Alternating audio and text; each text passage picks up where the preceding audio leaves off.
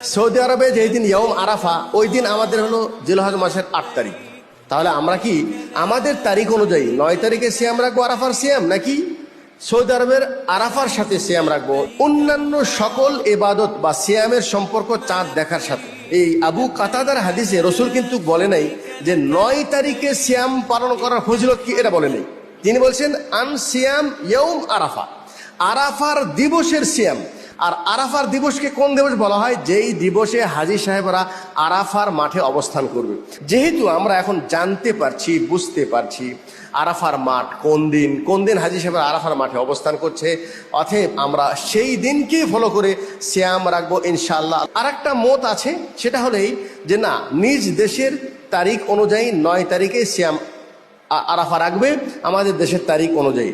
তো একটু আগে বললাম যে এই হাদিসের ভিতরে আন সিয়াম তিসআ জিলহজ্জা নেই, বরং আছে আন সিয়াম ইয়ৌম আরাফা। এই সিয়ামের সম্পর্কটা হলো আরাফার দিবসের সাথে, এই জন্য এটাকে আমরা বেশি প্রাধান্য দিয়ে থাকি। তারপরেও বলবো, যারা বলছেন ৯ তারিখে সিয়াম রাখতে হবে, তাদের কথা উড়িয়ে দেওয়ার মতো কোনো অবকাশ নেই। যেহেতু এটা ইজতিহাদি বিষয়, এটা বুঝের মধ্যে পার্থক্যের বিষয়। এ বিষয়ে কোনো পক্ষে বাড়াবাড়ি না করে যে যেখানে আসেন, যার কাছে যেটা ভালো লাগে আপনি সেটার উপর আমল করেন, আল্লাহর কাছে সওয়াবের আশা করেন। ইনশাআল্লাহ আল্লাহ পাক আপনাকে সওয়াব থেকে বঞ্চিত করবে না।